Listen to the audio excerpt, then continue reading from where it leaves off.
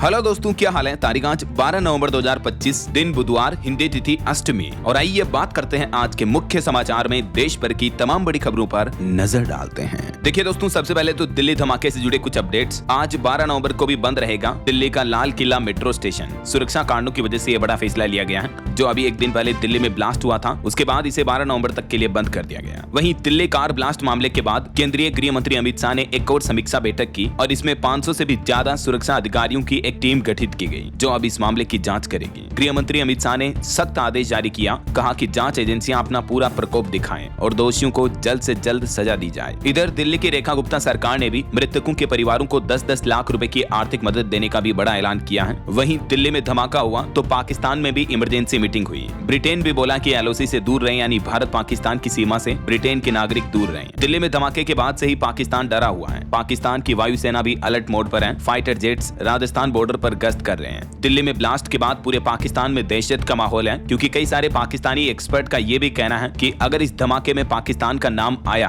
तो भारत कार्रवाई कर सकता है। यही वजह है कि अभी पाकिस्तान सरकार डर के माहौल में है। वैसे दिल्ली के बाद पाकिस्तान में भी एक और फिदायनी हमला देखने को मिला और पाकिस्तान के प्रधानमंत्री शहबाज ने इस हमले का ठीकरा भारत पर फोड़ा है। पाकिस्तान के पीएम बोले कि भारत ने कराया हमारे यहाँ हमला, जबकि उन्हीं के रक्षा मंत्री ने अलग दावा किया कि अफगानिस्तान ने करवाया हमला। इधर भारत ने पाकिस्तान के सभी आरोपों को खारिज कर दिया है। बीते दिन दिल्ली के बाद पाकिस्तान में भी दो बड़े धमाके देखने को मिले। एक तो धमाका पाकिस्तान की राजधानी इस्लामाबाद के डिस्ट्रिक्ट कोर्ट के पास आत्मघाती हमला हुआ। इसमें भी 12 लोगों की मौत हो गई, जबकि 36 से ज्यादा घायल हो गए। भारत की राजधानी दिल्ली में धमाके के बाद पाकिस्तान की राजधानी इस्लामाबाद में भी ये बड़ा धमाका देखने को मिला और उधर पाकिस्तान सरकार के दोनों ही मंत्री अलग अलग दावे कर रहे हैं। पाकिस्तान के पीएम वहां के धमाके का ठीकरा भारत पर फोड़ रहे। देखिए जरा, ऐसे में सवाल ये कि क्या हमारे देश की राजधानी दिल्ली में जो ब्लास्ट हुआ, क्या इसमें पाकिस्तान का हाथ है? क्या जेस का मोडस ऑपरेंडी है? जांच में कई राज भी खुले हैं और इस एंगल से भी अब देश की सुरक्षा एजेंसियां जांच कर रही हैं। और अगर पाकिस्तान का इसमें हाथ मिला, फिर तो पाकिस्तान की खेल नहीं।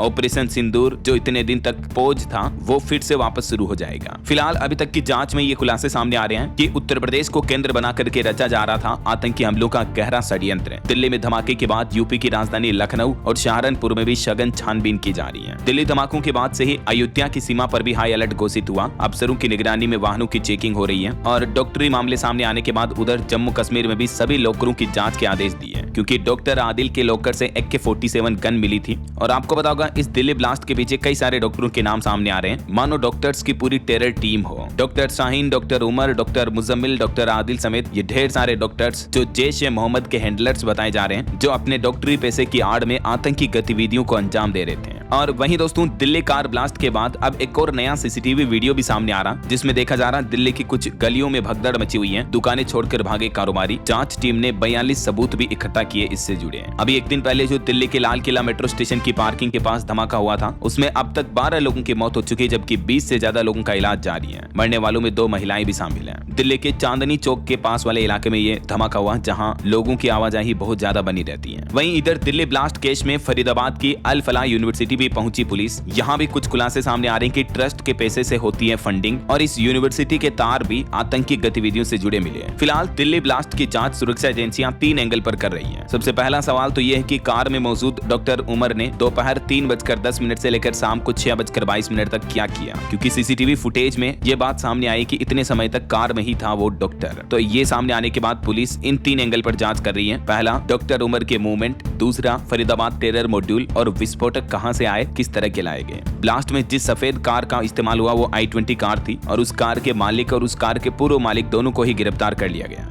धमाके के एक दिन पहले ही जम्मू कश्मीर पुलिस ने फरीदाबाद में एक आतंकी मॉड्यूल से जुड़े 3 डॉक्टरों समेत 8 लोगों को गिरफ्तार किया था और उसके ठीक दूसरे ही दिन ये बड़ा धमाका हुआ। उन 8 लोगों के पास से भी तकरीबन 2900 किलो विस्फोटक बरामद हुआ था, जिससे भी बड़ी तबाही मचाई जा सकती थी। तो दोस्तों, अब शुरुआती जांच में कुछ मीडिया रिपोर्ट्स के मुताबिक CCTV में पुलवामा का डॉक्टर कार चलाते दिखा, जो जम्मू पुलवामा में कुछ दिनों पहले आतंकी हमला हुआ था, आपको पता होगा। और ये भी दावा किया जा रहा कि फरीदाबाद आतंकी मॉड्यूल से जुड़ा था ये डॉक्टर। 3 डॉक्टरों की गिरफ्तारी के बाद इस डॉक्टर ने धमाका किया। दिल्ली कार ब्लास्ट की कुछ तस्वीरें भी आप देख सकते हैं, बड़ी ही दिल दहला देने वाली तस्वीरें हैं। अब तक 12 लोगों की मौतें हो गई और मौतें इतनी खतरनाक हुई कि लोगों के शरीर के टुकड़े टुकड़े दूर जाकर गिर गए। और इस बीच दोस्तों एक और बड़ा चौंकाने वाला खुलासा तो ये आ रहा कि आतंकियों के निशाने पर था आरएसएस का लखनऊ हेडक्वार्टर भी। गुजरात में पकड़े गए 3 आतंकियों ने ये खुलासा किया है। अहमदाबाद और दिल्ली में भी रेकी की थी इन्होंने। और दिल्ली ब्लास्ट की घटना के बाद देश भर के 11 राज्यों में हाई अलर्ट जारी कर दिया है। यूपी, अयोध्या, काशी, मथुरा समेत कई सारी सेंसिटिव जगहों पर सुरक्षा बढ़ाई गई जहां पब्लिक की भीड़ ज्यादा होती है। सभी पब्लिक प्लेसेज पर अभी भारी मात्रा में पुलिस बल भी तैनात किया गया है। और अभी भारत पाकिस्तान सीमा के पास इंडियन आर्मी यानी भारतीय सेना का युद्धाभ्यास भी चल रहा है। देखिए, पाकिस्तान बॉर्डर के पास हाईवे पर उतरे लड़ाकू विमान, राजस्थान में एयरफोर्स ने अपना युद्धाभ्यास किया, जगुआर और सुखोई 30 जैसे विमान भी गरजे। ऑपरेशन त्रिशूल चल रहा अभी ऑपरेशन सिंदूर के बाद राजस्थान के जैसलमेर में, है ना। चलिए अगला अपडेट देखिए। दिल्ली ब्लास्ट के बाद प्रधानमंत्री नरेंद्र मोदी भूटान पर रवाना हुए और भूटान में भी भावुक हो गए पीएम मोदी इस बात पर चर्चा करते हुए। उन्होंने कहा कि मैं भारी मन से यहाँ आया, दोषियों को बख्शा नहीं जाएगा। प्रधानमंत्री नरेंद्र मोदी बोले कि जो भी लोग इस साजिश के पीछे हैं उन्हें बख्शा नहीं जाएगा, जो भी जिम्मेदार हैं उन्हें न्याय के कैटेगरी में लाया जाएगा। हमारी एजेंसियां इस साजिश की तह तक जाएगी। पीएम मोदी के भूटान दौरे से जुड़ी कुछ तस्वीरें भी आप देख सकते हैं। इस बीच भूटान नरेश ने भी दिल्ली विस्फोट पीड़ितों के लिए प्रार्थना की और भारत भूटान दोनों देशों के संबंधों को भी सराहा। अभी प्रधानमंत्री 2 दिवसीय भूटान दौरे पर गए हुए हैं। इस दरमियान दोनों देशों के बीच द्विपक्षीय संबंधों को और मजबूत करने पर जोर दिया जाएगा। तो दोस्तों हम सब की तरफ से भी इस दिल्ली ब्लास्ट घटना में जान गंवाने वाले परिवारों के प्रति शोक संवेदनाएं और इस धमाके में मरने वालों की आत्मा को ईश्वर शांति दे, उनके परिवारों को इस मुश्किल घड़ी में हिम्मत दे, हौसला दे। ओम शांति।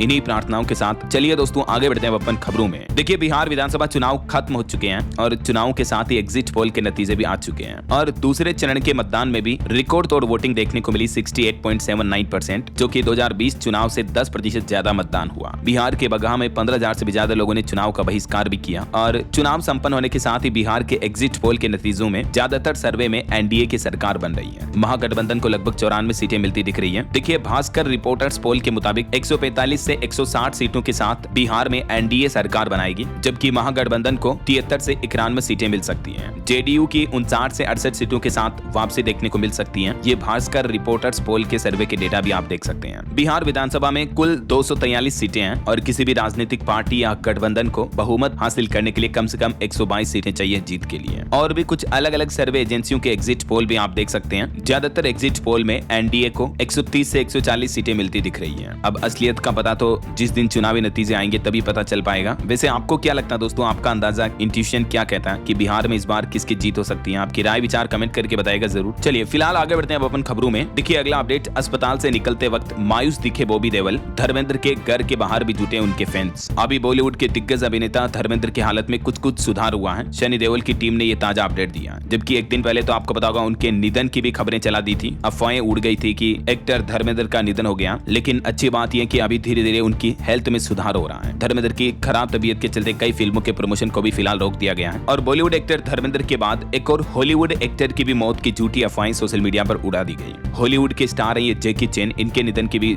खबरें चली, लेकिन ये भी अफवाहें निकली है ना। चलिए अगला अपडेट देखिए। देश की राजधानी दिल्ली में प्रदूषण को रोकने के नए प्रयास किए जा रहे हैं। अब ग्रेड 3 की पाबंदियां लागू करने का फैसला लिया गया। 5वीं तक के स्कूल ऑनलाइन या हाइब्रिड मोड पर चलाए जाएंगे। पहली से लेकर 5वीं तक की कक्षाओं के लिए दिल्ली सरकार ने यह नया आदेश जारी किया। दिल्ली में कई जगहों का AQI 423 के लगभग चल रहा और ग्रेड 3 की पाबंदियां लागू हुई, जिसके तहत राजधानी में अब कंस्ट्रक्शन का काम करवाने यानी निर्माण कार्य या तोड़फोड़ पर रोक रहेगी। और ग्रेड 3 की पाबंदियों में और दिल्ली में क्या क्या नए आदेश जारी हुए जिनकी भी जानकारी आप देख सकते हैं। डीजल ट्रकों की एंट्री बंद होगी, जरूरी सामान वालों को छूट मिलेगी, गैर जरूरी निर्माण तोड़फोड़ वगैरह ये काम बंद रहेंगे। BS3 पेट्रोल और BS4 डीजल वाहनों पर भी प्रतिबंध लगा वगैरह वगैरह ना। क्योंकि दोस्तों दिल्ली की हवा काफी गंभीर चल रही है। इस सीजन में पहली बार इस हद तक प्रदूषित हुई दिल्ली की हवा AQI 400 के पार चल रहा है। मानो दिल्ली की हवा में पूरा जहर सा घुला हो, इतना बेहिसाब प्रदूषण बढ़ा हुआ है। यही वजह कि दिल्ली NCR में बढ़ते प्रदूषण के चलते ये नए आदेश लागू हुए है ना। चलिए अगला अपडेट आ रहा कि मुकेश अंबानी की कंपनी रिलायंस पर CBI जांच हो सकती है। ONGC पाइपलाइन से 13,700 करोड़ की गैस चोरी करने का आरोप लगा उन पर, जबकि कंपनी बोली थी कि गैस खुद आई थी। तो इस मामले पर अब CBI जांच की रिपोर्ट्स भी आ रही हैं। और देखिए भारतीय कंपनियों ने भी रशिया के ऑयल ऑर्डर देना बंद कर दिया है। दिसंबर से रिलायंस समेत 5 बड़ी कंपनियां रूसी तेल नहीं खरीदेगी। और इस बीच खबर आ रही कि अमेरिकी राष्ट्रपति डोनाल्ड ट्रंप भारत पर टैरिफ भी घटाएंगे। हाल ही में आपको पता होगा कुछ अमेरिकी प्रतिबंधों के बाद भारतीय ऑयल कंपनियों ने रूस से कच्चे तेल क्रूड ऑयल की खरीदारी भी बंद कर दी है। और ये फैसला अमेरिकी प्रतिबंधों और भारत अमेरिका व्यापार वार्तालाप के बीच लिया गया है। इससे पहले आपको पता होगा अगस्त महीने में अमेरिकी राष्ट्रपति डोनाल्ड ट्रंप ने भारत पर 50% टैरिफ लगा दिया था। तो अभी ट्रंप का कहना है कि हम भारत पर टैरिफ घटाएंगे। उन्होंने कहा कि नई ट्रेड डील जल्दी हो सकती है। अमेरिका के प्रेसिडेंट ट्रंप बोले कि भारतीयों को मुझसे अभी प्यार नहीं लेकिन फिर से करने लगेंगे। तो ट्रंप की ये बयानबाजी भी देखने को मिली। इस बीच भारत के वाणिज्य मंत्री पीयूष गोयल का कहना है कि भारत अमेरिका व्यापार सौदों में किसानों, डेयरी, श्रमिकों इनके हितों से किसी भी तरह का समझौता नहीं किया जाएगा। चाहे भारत अमेरिका के बीच व्यापार डील होती भी है तो भी किसान भाई लोगों, डेयरी पालकों और श्रमिकों को विशेष ध्यान में रखा जाएगा, है ना। चलिए अगली बड़ी खबर देखिए। पतंजलि कंपनी के धोखा वाले च्यवनप्राश एड पर दिल्ली हाईकोर्ट ने रोक लगाई और हाईकोर्ट ने कहा कि दूसरों को नीचा नहीं दिखा सकते आप। 72 घंटे के अंदर अंदर सभी ऑनलाइन प्लेटफॉर्म से इस एड को हटाने का आदेश जारी किया है। और महंगाई पर एक रिपोर्ट सामने आ रही दोस्तों की 1% से भी नीचे आ सकती है रिटेल महंगाई दर। बीते महीने अक्टूबर में छठे महीने 20 जरूरी चीजों का इंडेक्स 3.6% गिरा। सब्जियां, दाल, चावल वगैरह ये 51% तक सस्ते हुए हैं। कुछ चीजों में गिरावट देखने को मिली है। तो यही वजह है कि इस महीने नवंबर में रिटेल इन्फ्लेशन रेट यानी खुदरा महंगाई दर में ये बड़ी गिरावट देखने को मिल सकती है ना। चलिए अगला अपडेट देखिए। सोना चांदी के भाव पर खबर आ रही कि सोना 1688 रुपए बढ़कर अभी 1,24,000 रुपए प्रति 10 ग्राम पर पहुंच चुका है। बीते 2 दिन के अंदर अंदर सोना 4,000 रुपए तक महंगा हुआ है, जबकि चांदी में अभी एक दिन में ही 3,117 रुपए की बढ़ोतरी हुई और अभी चांदी का भाव 1,55,000 रुपए प्रति किलो पहुंच चुका है। बाकी और भी अलग अलग कैरेट के हिसाब से सोने की कीमतें क्या चल रही हैं स्क्रीन पर आप देख सकते हैं। वहीं दोस्तों भारत के ग्रोथ को लेकर कुछ रिपोर्ट सामने आ रही देखिए आप कि अगले साल 2026 तक भारत देश दुनिया का तीसरा सबसे बड़ा कंज्यूमर मार्केट बनने की राह पर आगे बढ़ रहा है। और ये रिपोर्ट्स कोई भारतीय एजेंसियों ने जारी नहीं की, बल्कि देखिए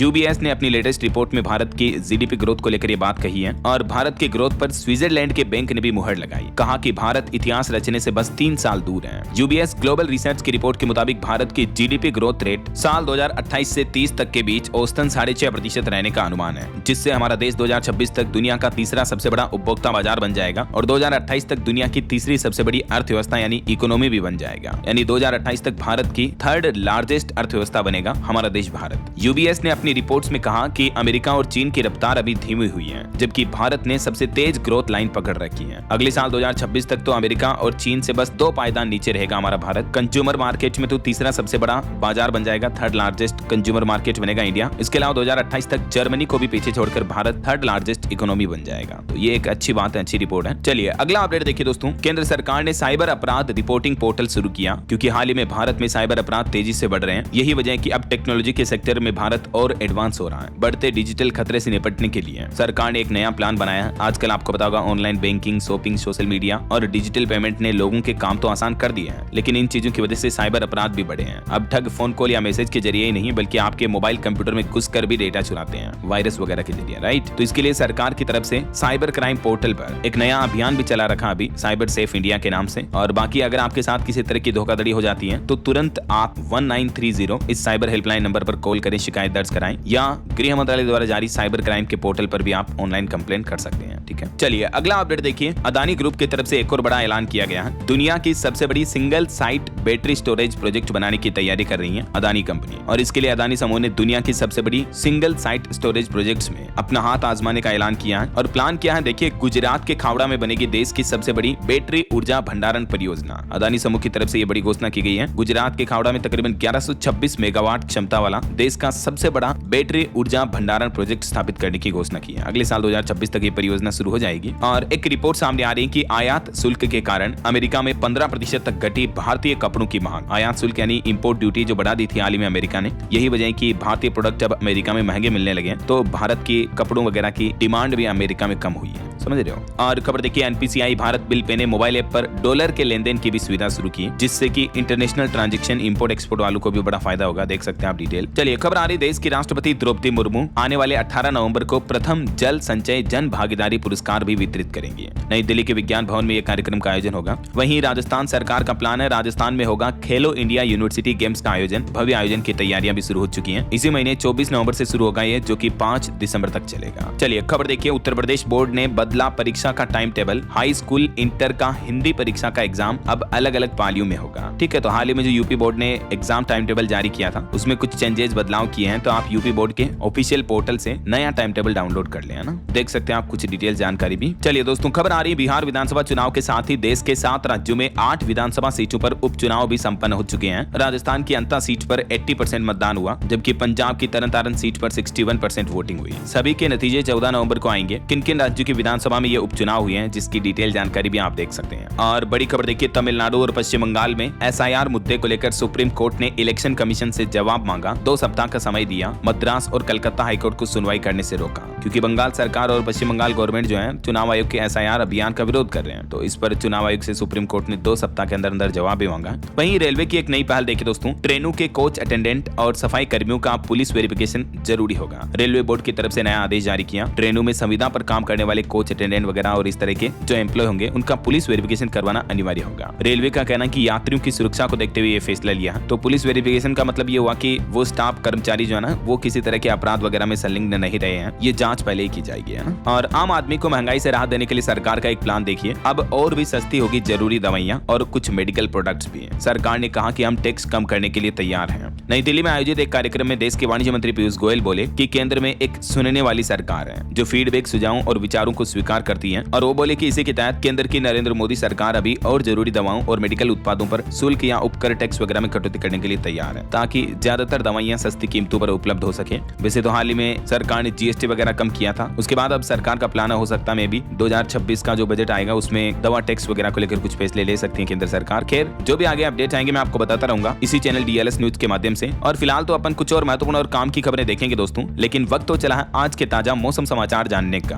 और हाँ दोस्तों, एक छोटी सी रिक्वेस्ट आपसे ये है कि अगर आप DLS न्यूज चैनल से अभी तक भी जुड़े नहीं हो तो जुड़ जाइए। चैनल को सब्सक्राइब करके बेल आइकन जरूर दबा देना और इस वीडियो पर एक लाइक और शेयर भी कर देना, ठीक है, ताकि आप और हम आपस में जुड़े रहेंगे और आपके अपने DLS भाई के साथ आप कनेक्टेड रहोगे तो आपको रोजाना की ताजा खबरें, महत्वपूर्ण मुख्य समाचार और सरकार की तरफ से जब भी कोई नई स्कीम शुरू की जाती है या कोई भी बड़ा ऐलान, बड़ी घोषणा की जाती है तो सबसे पहले आपको आपके मोबाइल पर मिल जाएंगे ये अपडेट इस चैनल DLS न्यूज के माध्यम से, ठीक है ना। तभी तो मैं आपको रोजाना कहता हूँ कि यार जुड़ा रहा करो, चैनल को सब्सक्राइब वगैरह कर लो, घंटी का बटन भी दबा देना। खैर, अपनी बातें करेंगे ढेर सारी कभी बाद में। फिलहाल सीधा आगे बढ़ते मौसम अपडेट में। तो देखिए दोस्तों, ठंडी हवाओं ने जमा दिया पूरे उत्तर भारत को। कई राज्यों में तापमान तेजी से लुढ़क रहा, ठंड बढ़ रही है। कुछ अलग अलग राज्यों के मौसम की स्थितियां देखिए आप। राजस्थान में सर्दी बरकरार है, शीतलहर का असर दिख रहा है। फतेहपुर, नागौर, करौली, दौसा में तो तापमान 10 डिग्री से भी नीचे पहुंचा। इधर मध्य प्रदेश के भी कई जिलों में शिमला जैसी ठंड देखने को मिल रही है, भोपाल, मसूरी वगैरह। और MP के भी 14 जिलों में सीवियर कोल्ड वेव का अलर्ट है, क्योंकि पहाड़ी राज्यों जम्मू कश्मीर, हिमाचल वगैरह में जो बर्फबारी हो रही है ना, तो इसका असर मध्य प्रदेश में भी दिख रहा है। और इधर छत्तीसगढ़ में देखिए मेन पार्ट में पारा 4 डिग्री तक पहुंचा। सुबह सुबह ओस की बूंदे तो बर्फ बनकर जमने लगी है। दुर्ग में रात का पारा भी 7 डिग्री तक कम हुआ। अभी छत्तीसगढ़ के उत्तरी हिस्से में शीतलहर चलने की भी चेतावनी है। और पहाड़ी राज्य हिमाचल के मौसम की स्थितियां देखिए। शिमला से ठंडी तो मैदानी इलाकों की रातें चल रही है। हालांकि मंडी, बिलासपुर में अभी कोहरे की चेतावनी है। हिमाचल के भी 3 शहरों में 10 डिग्री से नीचे गिरा तापमान। इधर पंजाब के भी 6 जिलों में कोल्ड वेव का येलो अलर्ट जारी हुआ। अगले 48 घंटों में 2 डिग्री तक और तापमान गिर सकता है, तो इस वजह से ठंड और भी ज्यादा बढ़ेगी। हरियाणा राज्य में भी अगले 2 दिन लोगों को कपकपाएगी शीतलहर। राजस्थान से लगते 7 जिलों में हरियाणा में येलो अलर्ट जारी हुआ। तो इधर मैदानी इलाकों वाले राज्यों में मध्य भारत और उत्तर भारत में बारिश वगैरह की चेतावनी तो नहीं है, लेकिन 12-13 नवंबर को आज और कल कुछ राज्यों में जरूर आंधी बारिश का पूर्वानुमान जारी किया मौसम विभाग ने, जिसमें ज्यादातर दक्षिण भारत के राज्य शामिल हैं। देखिए आप अगले 24 घंटों के दौरान देश भर में मौसम की संभावित गतिविधि क्या रह सकती है।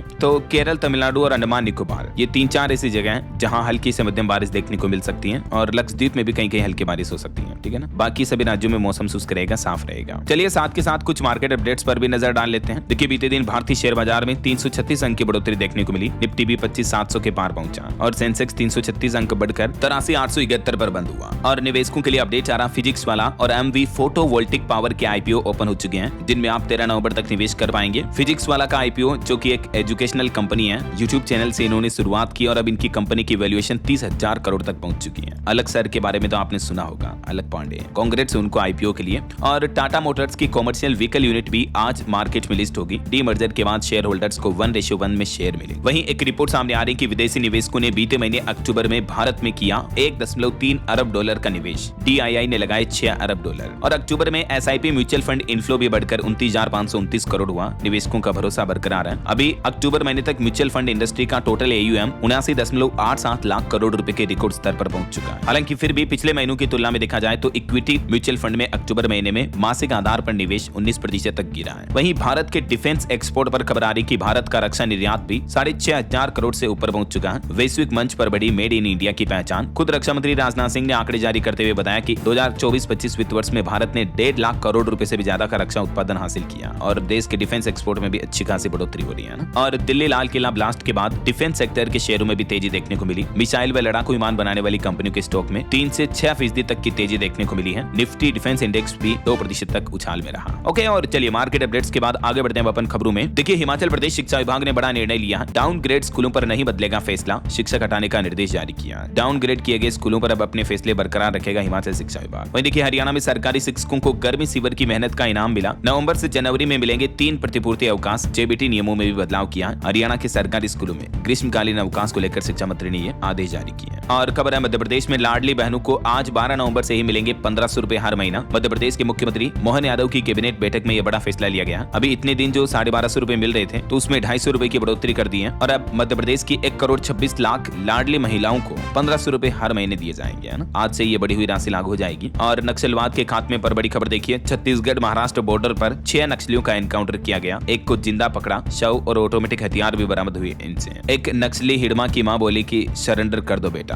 हालांकि दिल्ली ब्लास्ट के बाद छत्तीसगढ़ में भी हाई अलर्ट घोषित कर रखा है और नक्सलवाद के इस एनकाउंटर पर छत्तीसगढ़ के मुख्यमंत्री विष्णुदेव साय भी बोले कि डेडलाइन से पहले ही खत्म हो जाएगा छत्तीसगढ़ में नक्सलवाद। निवेशकों से बोले मुख्यमंत्री विष्णुदेव साय। अभी छत्तीसगढ़ सरकार की तरफ से छत्तीसगढ़ इन्वेस्टर कनेक्ट कार्यक्रम का आयोजन किया गया बीते दिन, आपको पता होगा, गुजरात में। और इस दरमियान गुजरात के अहमदाबाद में छत्तीसगढ़ को 33,000 करोड़ से भी ज्यादा का निवेश भी मिला और इसी कार्यक्रम में मुख्यमंत्री विष्णुदेव साय ने ये कुछ बड़ी घोषणाएं की हैं। चलिए अगली बड़ी खबर देखिए, हरियाणा रोहतक में दिल्ली नंबर की एक गाड़ी से 1 करोड़ रुपए कैश मिले। ब्लास्ट के बाद पुलिस चेकिंग कर रही थी, तभी गाड़ी में मिले बैग से 500 की गड्डियां मिली और अभी कैश को बरामद कर लिया और इसमें 4 युवक सवार थे जिनको गिरफ्तार कर लिया, हिरासत में लेकर पूछताछ जारी है। इधर हरियाणा में भी हाई अलर्ट जारी हुआ। दिल्ली ब्लास्ट के दूसरे दिन सभी बॉर्डरों पर चेकिंग चल रही है, पुलिस कर्मियों की छुट्टियां भी कैंसिल की गई और दिल्ली ब्लास्ट से पहले हरियाणा नंबर की कार का ये वीडियो भी सामने आ रहा जिसमें फरीदाबाद से जाती दिखती है ये कार। गाड़ी का पोल्यूशन सर्टिफिकेट बनवाने का भी सीसीटीवी वीडियो सामने आया। और अभी बागेश्वर धाम के पंडित धीरेन्द्र कृष्ण शास्त्री की पद यात्रा भी हरियाणा पहुंच चुकी है, यहाँ भी उनकी सुरक्षा बढ़ाई गई। पद यात्रा में एक दुर्घटना भी हो गई, एक युवक क्रेन के नीचे आ गया जिससे उस युवक की मौत हो गई। बागेश्वर धाम के पंडित धीरेन्द्र कृष्ण शास्त्री पीठाधीश्वर बोले कि विदेशी ताकतों से हमें लड़ना होगा। अभी सनातन एकता पद यात्रा चल रही है जो चौथे दिन हरियाणा में समाप्त हो गई। और एक बड़ी बस अग्निकांड की दुर्घटना और देखने को मिली। तेलंगाना में नेशनल हाईवे 65 पर चलती बस में आग लग गई। वो तो ड्राइवर ने अपनी सूझबूझ से सभी 29 यात्रियों को तुरंत नीचे उतार दिया तो बाल बाल बच गए। आग लगने के कारणों की जांच अभी भी जारी है। बाकी हाल ही में आपको पता होगा कई अलग अलग राज्यों में बस अग्निकांड के मामले देखने को मिले जिसमें कई लोगों की जिंदा जलकर जान चली गई थी, राइट। और दोस्तों एक अंतर्राष्ट्रीय बड़ी दुर्घटना देखिए, तुर्की एयरफोर्स का कार्गो विमान जॉर्जिया अजरबैजान बॉर्डर के पास क्रैश हो गया। इसमें 20 लोग सवार थे। हालांकि अभी तक इस हादसे में कितने लोगों की मौत हुई है इसकी आधिकारिक पुष्टि नहीं हो पाई है। चलिए स्पोर्ट्स न्यूज से खबर देखिए, पंजाब की महिला क्रिकेटर्स को सरकार ने अब बड़ा तोहफा दिया है। वर्ल्ड कप के 9 दिन बाद 1.5 करोड़ का इनाम देने का ऐलान किया है। हरमनप्रीत डीएसपी बनी, हरलीन अमनजोत को नौकरी नहीं मिली। वहीं भारत के लिए गर्व की बात देखिए, सम्राट राणा ने वर्ल्ड शूटिंग चैंपियनशिप में गोल्ड दिलाया। भारत 9 मेडल के साथ नंबर 2 पर आया। Manu Esha 10 metre air pistol में मेडल चुकी है। चलिए आगे बढ़ते खबरों में देखिए आप, अतिक्रमण पर सैटेलाइट की पैनी नजर रहेगी। देश का पहला एआई लैंड गार्जियन बनकर तैयार हुआ। स्मार्ट सिटी की नई मिसाल बनेगा ग्रेटर नोएडा। आए दिन आपको पता होगा कई जगहों पर सरकारी जमीन पर जो अतिक्रमण के मामले देखने को मिलते हैं, फिर प्रशासन बुलडोजर वगैरह चलाता है। तो ऐसे मामलों पर अब ग्रेटर नोएडा प्राधिकरण ने भारतीय अंतरिक्ष एजेंसी इसरो के साथ मिलकर एक नई एआई आधारित प्रणाली विकसित की है और इस प्रणाली का उद्देश्य है भूमि प्रबंधन करना और अतिक्रमण पर रोक लगाना। तो सैटेलाइट के जरिए डिटेक्ट किया जाएगा ना। और खबर देखिए, दिल्ली ब्लास्ट के बाद उड़ीसा राज्य में भी हाई अलर्ट जारी हुआ। जगन्नाथपुरी मंदिर की सुरक्षा बढ़ाई गई। समुद्र तटों पर विशेष निगरानी रखी जाएगी। और सरकार के टैक्स कलेक्शन पर रिपोर्ट आ रही, प्रत्यक्ष कर संग्रह 7% बढ़कर 12.92 लाख करोड़ के पार पहुंचा। सरकार की तरफ से आंकड़े जारी किए गए। चालू वित्त वर्ष में अब तक इतना टैक्स कलेक्शन हुआ है। वहीं देखिए उत्तर प्रदेश वासियों के लिए बिजली बिल राहत योजना शुरू की है योगी सरकार ने, लेकिन 3 मौके देगी सरकार। फिर भी अगर आपने अपना बकाया बिजली बिल जमा नहीं किया तो फिर डिफॉल्टर घोषित कर दिया जाएगा। नए नियम के मुताबिक 1 महीने जमा न करने पर 50, 2 महीने पर 150 और 3 महीने पर 300 डिफॉल्टर धनराशि लगाई जाएगी। और 3 बार के बाद भी अगर जमा नहीं किया जाता तो फिर डिफॉल्टर घोषित कर दिया जाएगा। तो उत्तर प्रदेश में बकाया बिजली उपभोक्ताओं के लिए ये अभी यूपी की योगी सरकार की योजना चलाई जा रही है। और वहीं वित्त मंत्रालय आज सरकारी बैंकों के प्रमुखों के साथ तिमाही आंकड़ों की समीक्षा करेगा। आज बुधवार को इस मामले में बैठक होने जा रही है। और एक रिपोर्ट सामने आ रही है रोजगार पर देखिए आप, भारत बन रहा वैश्विक प्रतिभा का केंद्र। रोजगार योग्यता बढ़कर 56.35% हुई। सर्वेक्षण में यह बड़ा खुलासा सामने आ रहा इंडिया स्किल रिपोर्ट 2026 में। वहीं एडेको जॉब रिपोर्ट्स के मुताबिक भी भारत में त्योहारों के दौरान नौकरियों में 17% का इजाफा हुआ। गिग और अस्थायी पदों पर नियुक्तियां बढ़ी है। आज हिचकी बहुत ज्यादा चल रही है यार दोस्तों, और इसीलिए समाचार पढ़ने में थोड़ी दिक्कत आ रही है, माफ करना। एनीवे अगला अपडेट देखिए, लाइफ इंश्योरेंस पर एक रिपोर्ट सामने आ रही है कि जीएसटी में छूट के बावजूद भी बीते महीने अक्टूबर में जीवन बीमा प्रीमियम का कलेक्शन घटा। सिस्टमैटिक्स रिसर्च की रिपोर्ट के मुताबिक ये डेटा आप देख सकते हैं। चलिए खबर देखिए, कोलकाता में 317 करोड़ रुपए की ऑनलाइन ठगी का पर्दाफाश हुआ। कारोबारी पवन रुइया के घर और ऑफिस पर छापेमारी की गई पश्चिम बंगाल पुलिस के द्वारा। वहीं इसरो के गगनयान मिशन पर बड़ी कामयाबी मिली। मुख्य पैरासूट का इंटीग्रेटेड एयर ड्रॉप टेस्ट सफल रहा। और दिल्ली में आज से शुरू होगी भारत नेपाल के बीच सीमा वार्ता। जेन जी प्रदर्शन के बाद दोनों देशों के बीच ये पहली बैठक होने जा रही है। 12 से 14 नवंबर तक 3 दिन तक ये वार्षिक सीमा वार्तालाप चलेगी दोनों देशों के बीच सुरक्षा मुद्दों को लेकर, है ना। चलिए दोस्तों, अगला अपडेट देखिए। कॉर्निया दान और प्रत्यारोपण को बढ़ावा देने के लिए सरकार ने नियमों में सरलीकरण किया है। अब आंखों के कॉर्निया का ट्रांसप्लांट भी आसान होगा। उपकरण की अनिवार्यता भी खत्म हुई। बदल गए नियम। छोटे नेत्र केंद्रों को भी इससे राहत मिलेगी। देश भर में नेत्रदान वगैरह को बढ़ावा देने के लिए केंद्र सरकार की तरफ से ये नए नियम जारी किए हैं स्वास्थ्य मंत्रालय की ओर से। और प्रदूषण पर भी एक रिपोर्ट सामने आ रही है कि दिल्ली का औसत AQI जो है वो इस साल काफी बेहतर हुआ है। हालांकि फिर भी बहुत ज्यादा, मगर अन्य सालों की तुलना में इस बार कम पराली जली। 2024 की तुलना में PM 2.5 और PM 10 का स्तर भी घटा है। चलिए खबर देखिए, हरियाणा गुरुग्राम नहीं बल्कि NCR का नया पावर सेंटर नोएडा बनेगा। ये 4 सेक्टर बनेंगे गोल्ड माइन। एयरपोर्ट और एक्सप्रेसवे ने बदली किस्मत। डेटा आप देख सकते हैं। वहीं बाजरा बीज गुणवत्ता पर भी अब सरकार जोर दे रही है। कृषि वैज्ञानिकों से उच्च गुणवत्ता वाले बीज विकसित करने का भी आह्वान किया केंद्रीय कृषि मंत्रालय की तरफ से। और दोस्तों, एक आपको बड़ी चेतावनी वाली खबर बताता हूं। देखिए आप, दिल्ली कार ब्लास्ट की धमकी देकर अब लोगों के साथ साइबर ठगी की जा रही है। फर्जी पुलिस वाले बनकर लोगों को निशाना बना रहे अपराधी। राजस्थान पुलिस की साइबर क्राइम शाखा ने चेताया है कि अभी जो दिल्ली में ब्लास्ट की घटना हुई उसके बाद कई लोग अनजाने नंबरों से फोन कर रहे हैं और दिल्ली कार ब्लास्ट से जुड़ा बताकर नागरिकों को धमका रहे हैं, डराकर उनके बैंक खाते वगैरह की जानकारी ली जा रही है। तो सावधान रहें और अगर आपके साथ ऐसा कॉल वगैरह आता है तो तुरंत शिकायत दर्ज कराएं, ठीक है ना। चलिए अगला अपडेट देखिए। हिमाचल प्रदेश में PG कर रहे आयुष डॉक्टरों को अब मिलेगा पूरा वेतन। मुख्यमंत्री सुखविंदर सिंह सुक्खू की अध्यक्षता में हुई बैठक में ये बड़ा फैसला लिया गया। अब ऐसे डॉक्टर को पहले जो सरकार 40% ही वेतन देती थी, तो अब उन्हें भी पूरा वेतन मिलेगा। वहीं खबर है, हिमाचल में भारतीय सेना सीमावर्ती क्षेत्रों में 20 स्थानों पर लगाएगी विंड टर्बाइन प्रोजेक्ट। मुख्यमंत्री ने यह भी आश्वासन दिया है। चलिए खबर देखिए। 350वीं शहीदी वर्षगांठ के मौके पर पंजाब में 500 से ज्यादा सेवा शिविर लगाए गए। भगवंत मान सरकार की तरफ से इसको लेकर इंतजाम भी किए गए हैं। और वहीं खबर आ रही, टाटा घराने में बड़ा फेरबदल हुआ। नोएल टाटा के बेटे को भी अब बड़ी जिम्मेदारी मिली। दरअसल टाटा ट्रस्ट में नई पीढ़ी, नई जनरेशन की एंट्री हुई और नोएल टाटा के बेटे नेविल टाटा भी टाटा ट्रस्ट बोर्ड में शामिल हुए हैं। श्री निवासन का कार्यकाल भी बढ़ा। वहीं देखिए दोस्तों, उत्तर प्रदेश में बनेंगे 11 और एक्सप्रेसवे। तैयार होगा 1500 किलोमीटर से ज्यादा बड़ा नेटवर्क। किन किन इलाकों में ये बनाए जाएंगे, जिनसे उत्तर प्रदेश की दिल्ली, मध्य प्रदेश, राजस्थान, बिहार जैसे पड़ोसी राज्यों से कनेक्टिविटी और भी बढ़ेगी, है ना। जानकारी आप देख सकते हैं। इस रूट पर ये एक्सप्रेसवे बनेंगे। और टेक न्यूज से खबर देखिए, गूगल जल्द ही लाने जा रहा अपने AI मॉडल नैनो बनाना का मॉडल 2, जिससे अब आप और भी एडवांस इमेज जनरेट कर पाएंगे। वहीं दोस्तों, YouTube ने भी एक नया आस्क बटन जोड़ा है अपने प्लेटफॉर्म पर, जिससे आपका वीडियो देखने का एक्सपीरियंस ही बदल जाएगा। जेमिनी AI की मदद से आस्क बटन के जरिए जो भी आप वीडियो देख रहे हैं उसके बारे में आप सीधे AI से सवाल पूछ पाएंगे, उसका सारांश ले पाएंगे, है ना। वहीं देखिए, फेसबुक कंपनी मेटा ने भी एक बड़ा फैसला लिया। इन जगहों से गायब हो जाएगा फेसबुक का लाइक बटन। दरअसल इंटरनेट पर फेसबुक को सबसे ज्यादा पहचान दिलाने वाला लाइक बटन एक्सटर्नल साइट्स पर 10 फरवरी से नहीं दिखेगा। यानी जहां फेसबुक की इम्ड पोस्ट वगैरह होती है ना, वहां अब आपको लाइक बटन नहीं दिखाई देगा ऐसा। और वहीं दोस्तों, व्हाट्सएप में भी जल्दी आपको फेसबुक और इंस्टाग्राम की तरह यूजर नेम चूज करने का ऑप्शन भी मिलेगा। चलिए बड़ी खबर आ रही, भारत कनाडा तनाव के बाद पहली बार विदेश मंत्री एस जयशंकर ओटावा जाएंगे। G7 देशों की बैठक में शामिल होंगे। आज 12 नवंबर को कनाडा का दौरा करेंगे विदेश मंत्री। वहीं खबर आ रही, Bharat global med safety week अभियान में शामिल हुआ। दवाओं के सुरक्षित उपयोग को बढ़ावा देने के लिए भारत सरकार की तरफ से यह बड़ा फैसला लिया गया। और खबर है, biomass based hydrogen pilot project के लिए भी 100 करोड़ रुपए की योजना की घोषणा की है केंद्रीय मंत्री की तरफ से। वहीं एक रिपोर्ट सामने आ रही कि भारत में जन औषधि केंद्रों की संख्या 10,000 के पार पहुंच चुकी है। केंद्रीय मंत्री ने कहा कि राष्ट्र निर्माण में डॉक्टर्स और मेडिकल इकोसिस्टम की महत्वपूर्ण भूमिका है। और खबर आ रही, इथियोपिया 2027 में COP32 जलवायु शिखर सम्मेलन की मेजबानी करेगा। वहीं देखिए, ऑपरेशन नन्हे फरिश्ते के तहत RPF के जवानों ने इस साल जनवरी से लेकर अक्टूबर तक 16,000 से भी ज्यादा बच्चों को बचाया। मिशन जीवन रक्षा अभियान के तहत इतने बच्चों की जान बचाई। रेलवे के RPF जवानों को वाकई में सैल्यूट। रेल मंत्रालय की तरफ से खुद ये डेटा बताए गए हैं। और खबर आ रही, पर्यावरण, वन और जलवायु परिवर्तन मंत्रालय 13 नवंबर से उत्तराखंड के अल्मोड़ा में 3 दिन का हिमालयन सम्मेलन आयोजित करेगा। वहीं देखिए दोस्तों, NHRC ने नवंबर 2025 के लिए 2 सप्ताह की ऑनलाइन इंटर्नशिप भी शुरू की राष्ट्रीय मानवाधिकार आयोग की तरफ से। और एक रिपोर्ट आ रही कि चीनी उत्पादन बढ़कर 3.09 करोड़ टन रहने की उम्मीद है इस बार। उत्तर प्रदेश समेत कई राज्यों राज्यों में बढ़ोतरी का अनुमान है। और IRCTC की तरफ से एक टूर पैकेज निकाला गया है, पूरी जगन्नाथ कोणार्क सूर्य मंदिर के दर्शन करने का टूर। 3 रात 4 दिन का ये टूर पैकेज होगा। इसके बारे में ज्यादा डिटेल्स आप IRCTC के पोर्टल पर चेक कर लीजिएगा। पैकेज की प्राइस वगैरह क्या है जानकारी आप देख सकते हैं। और चावल निर्यात पर भी खबर आ रही दोस्तों, भारत ने नई उपलब्धि हासिल की, वैश्विक स्तर पर 39% तक कम कर दी कीमत। WTO ने भी माना हिंदुस्तान का लोहा, भारत ने दुनिया भर में चावल निर्यात करके महंगाई को काबू में किया है। और वही खबर है दोस्तों, भारत अंगोला ने व्यापार और समुद्री क्षेत्र को मजबूत करने के लिए समझौता ज्ञापन पर हस्ताक्षर किए। चलिए दोस्तों आगे बढ़ते हैं, कुछ और स्टेट न्यूज अपडेट देख लेते हैं फटाफट से। देखिए, राजस्थान के आयुर्वेद चिकित्सकों को हाईकोर्ट से राहत मिली, नियुक्ति की पहली तिथि से ही माना जाएगा नियमित, सरकार की अपीलें खारिज हुई।